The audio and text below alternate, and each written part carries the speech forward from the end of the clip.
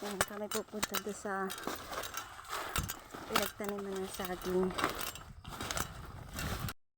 namin. Baka malago na ang damo. Parang isang buwan ako nakapunta ulit.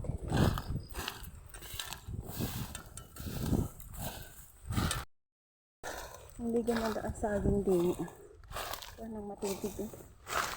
Galing doon. Ari palang puro kasik. May kabayo. Ayun yung aking binumba doon. Parang tumalab naman yung binumba ko. At puro dilaw na. Kami dito sa tubigan.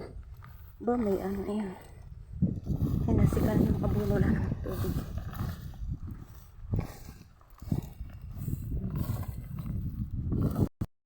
Tao suot yung kurang yan ko sa online.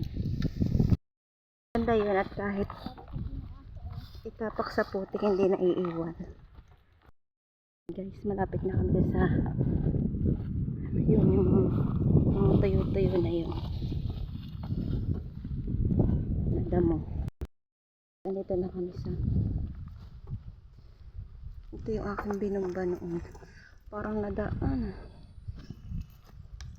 Merong hindi nadali ng bumba. Tama naman anong mabubuhay din ang niyog na itinanim. Lagi nilang pag-ulahan ng baka. Alos na nga matay na.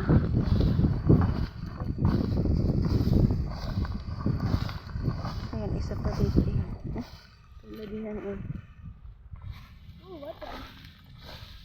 kailangan pa pala ng isa pang bomba. Pinagasan siguro nagtabas dito si kuya at may tabas ang mga saging.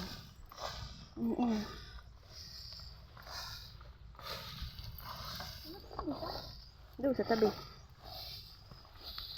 Ito daw kami punta sa tabi. Ayan, isa rin dito. Ano ito? Tubig.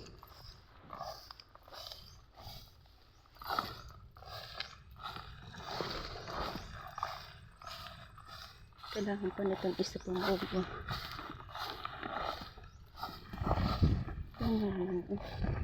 Paano ka mabubuhay? Pinaglalagyan pa rin ng baka. Kahit naman anong sabi hindi naman tinatanggal utak mong madadapa pa ako. Aring, anong ari? Binumba ko din dito malabo.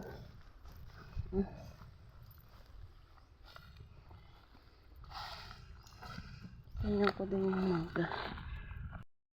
Pumunta sa ilog. Labo. Hindi naman labon-labo ang ilog. Tingnan tayo kung may niyog. Wala mala saging. Yung aking tinanim din yung mangga wala, napatay na